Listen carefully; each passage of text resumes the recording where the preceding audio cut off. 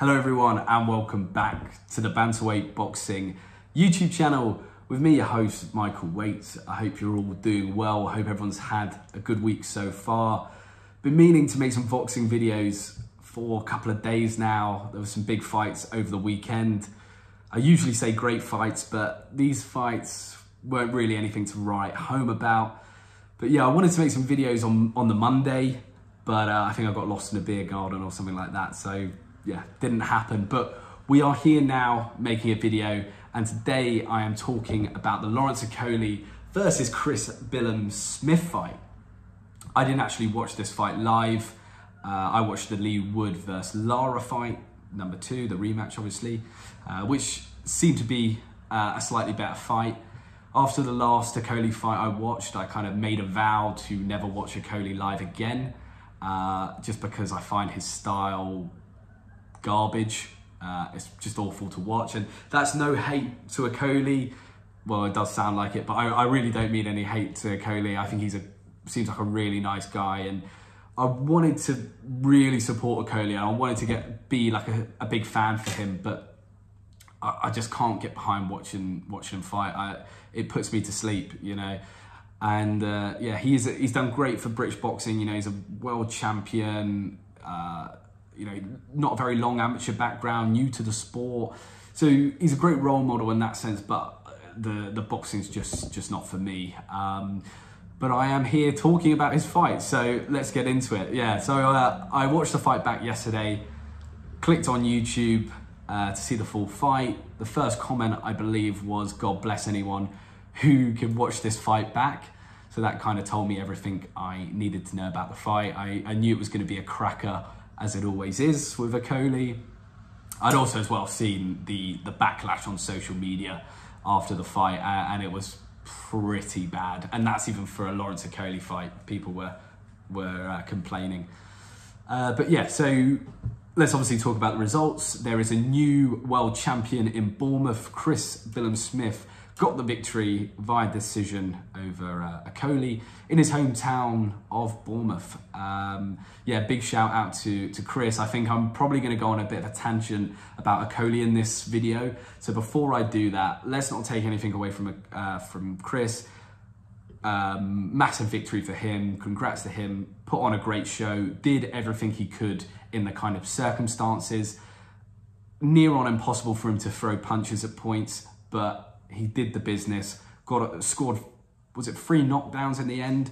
One of those, not really a knockdown, but 3 knockdowns in the end, and never gave up despite the kind of circumstances, and got the job done. So let's get that out of the way. Onto Okolie.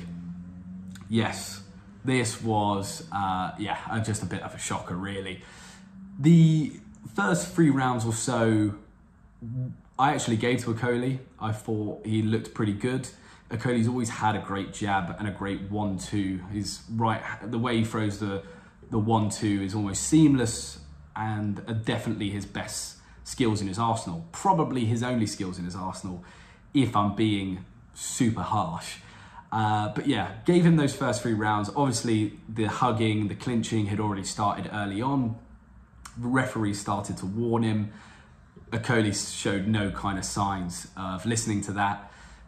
Then we get into the 4th round, and that's when Okolie kind of throws a lazy jab, and Billam-Smith comes with a beautiful left hook and kind of catches him with his chin in the air and drops him. Bit of a flash kind of knockdown for Okolie. So big round for Chris, kind of started to turn the tides. It was round this time as well, I think the referee was starting to get a bit fed up with Okolie. It was, you know, pretty much every other punch there was a clinch following or a hug following. And yes, you know, we have seen that in boxing. You know, you think of the likes of Klitschko, who were the greatest at it, who, you know, mastered the 1-2, 1-2-3 clinch. But you've got to still box at the same time. And I think where Okolie really takes the mickey is there were points where he was leaning in to throw a punch or throw a jab and just gave him a hug. You know, I haven't been hugged by my mum as much as Billam-Smith was hugged that night by Okolie. It was just astonishing, like the amount of clinches. And it wasn't just the clinches, it was pushing the head down, ramming him out of the ring. It was everything. He broke pretty much every rule, you know, coming in with his head down. Any rule in the boxing rule book, he broke it.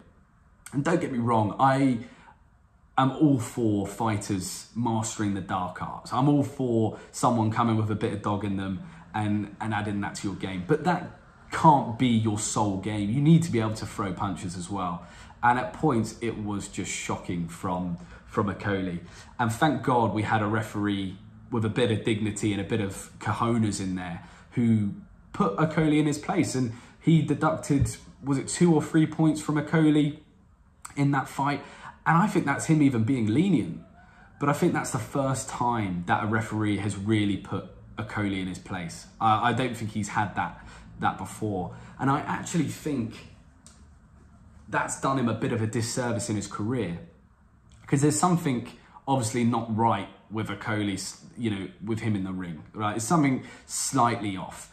And I don't know whether it's the fact that he's never had a referee before who's penalised him so severely, and as a result had to adapt his game and kind of hone this clinching style a little bit, you know, a bit to develop it to that Klitschko level where he's not so reliant on it.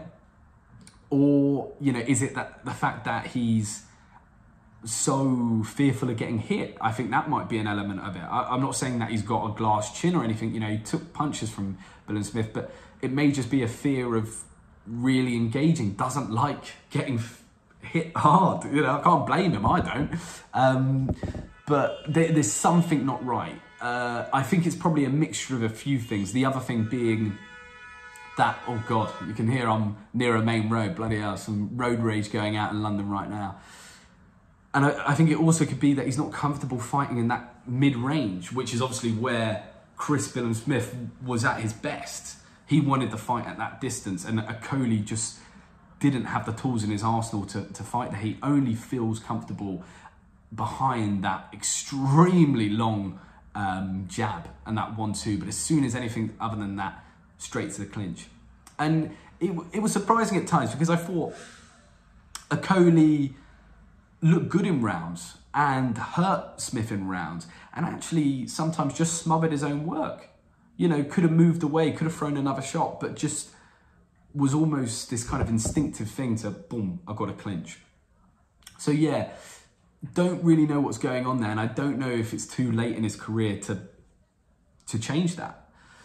But yeah, the fight goes on. So that was a massive tangent. We're talking about the mid-rounds here.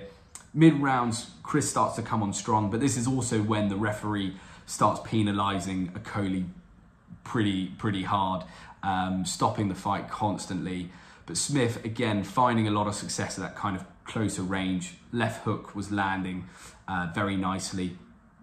And I think at times towards the end of the fight, Okolie kind of knew now, all right, I need to be a bit more reckless. But again, just couldn't stop himself from going back to that, I don't know, his reverting back to his instincts of clinching. And in the later rounds, especially the last 3, Chris came on really strong, scored a knockdown in one of those rounds as well. That was kind of down to Okolie exhaustion, but still showed a lot of heart from Billam Smith to really do enough to get the decision. Yeah, there's been a lot of talk about the scorecards. I think the right man won the fight. I think everyone agrees with that. Looking at the scorecards, I had Smith winning it by 2 rounds or so, but still quite close, because I think Okolie, when he was punching, was having quite a lot of success.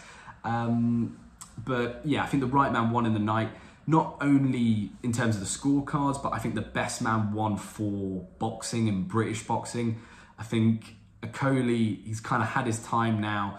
Eddie Hearn's tried to do some work with him, tried to make him into a name. It's not worked. Boxer promised him he was going to be the next Canelo, but funny enough, that didn't pay off.